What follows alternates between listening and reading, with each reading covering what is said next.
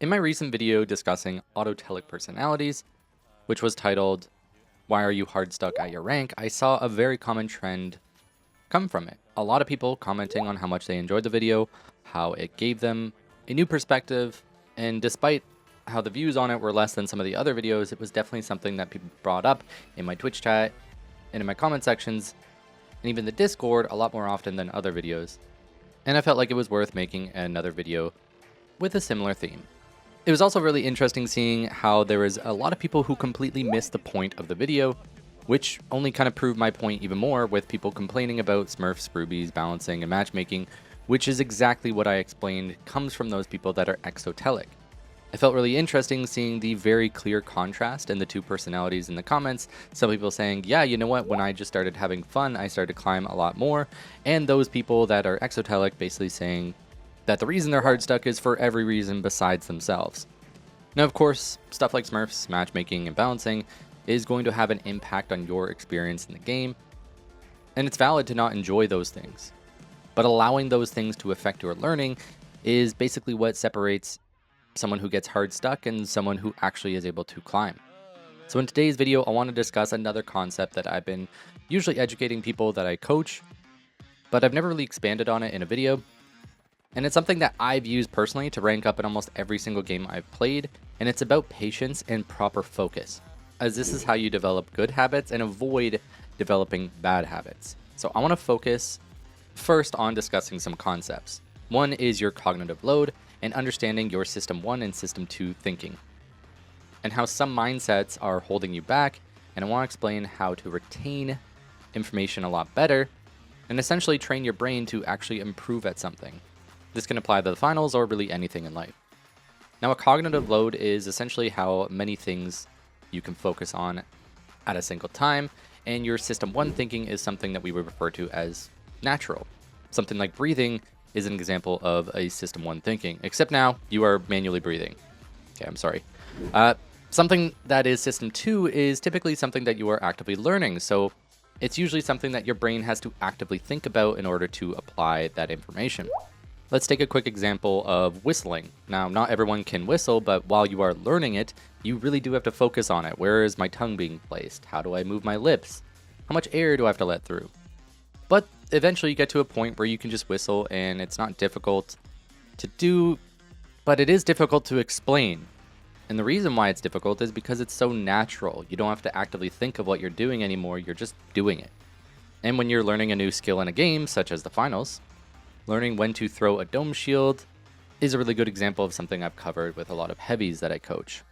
Now, it's really important to actively focus on that new skill that you are learning, because getting distracted and not focusing on it can make that skill go from your System 2 thinking to your System 1 thinking without fully understanding or mastering it. And this is what we would call a bad habit.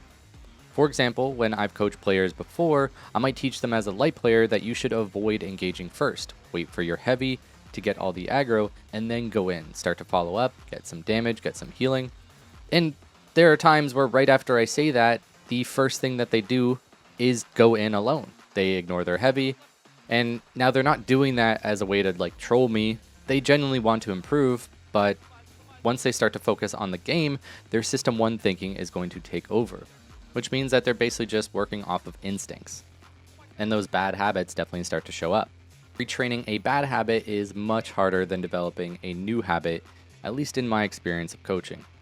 So this brings me back quickly to my video before about autotelic personalities. So to simplify the differences, we have autotelic gamers. These people often enjoy the process of learning. Whether they win or lose, they are excited to learn and improve and have fun while doing it.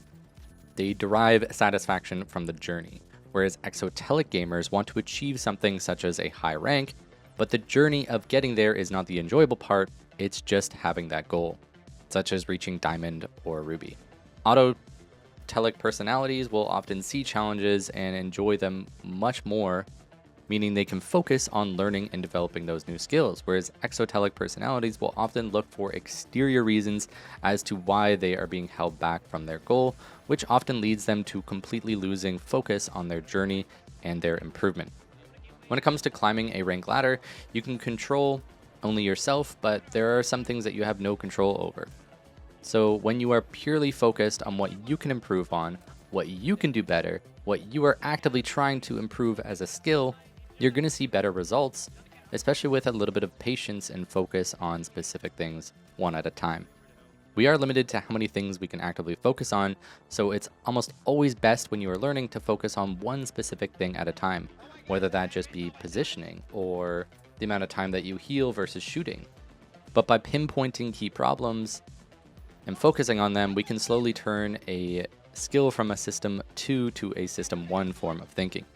Like if you're watching pro play, there's so many times you will watch a pro just do something without a second thought. They just know exactly what to do in a fight. They're shooting their weapons and using their gadgets as if they are just breathing. It's effortless because they've spent the time developing those skills. If you are trying to climb a ladder and reach that new rank goal, and you often just sit there blaming Smurfs, your teammates, high rank players, matchmaking, balancing, etc., you are flooding your cognitive load with useless topics. You are clouding your brain from actually improving. Not only are you slowing your progress, but often you are developing bad habits while doing so. Like we mentioned before, we could potentially move a skill from the active learning stage to the mastered and natural stage, but you've done it with bad habits. You're also creating patterns, so instead of dying and looking for reasons why you died, maybe you had bad positioning, maybe you missed your shots, maybe you weren't playing close enough to your teammates, now you're actually just looking for what rank are they? Are they a Smurf? Are they high elo? You're looking for things that you don't have control over, which is completely blocking you from being able to actually improve at the game. You're basically flooding your cognitive load with useless information. Now, focusing on these exterior things that are out of your control serves no purpose in improving as a player. So if you're looking to improve, be capable of self-reflecting, be patient with your learning, and focus on your goals. And for those who haven't seen my video discussing Smurfs, since this seems to be getting brought up a lot in the previous one, I've covered this before, but in my opinion, they should be banned. I don't Smurf, I don't have an alt account, and I don't really support the idea of it. Matchmaking could be solved with a bigger player base, but another approach that I've brought up is making ranked one round of cash out into a final round. This should allow for a tighter pool of skilled players, but I digress. If you would like to learn more about the finals or watch some pro level gameplay, feel free to subscribe. Also, come check me out live on Twitch, especially if you want to watch any of the tournaments. If you want to get coaching from me, feel free to check out the Finals University. There should be a link in the description below. Don't let things that are out of your control hold you back, and I will see you in the finals.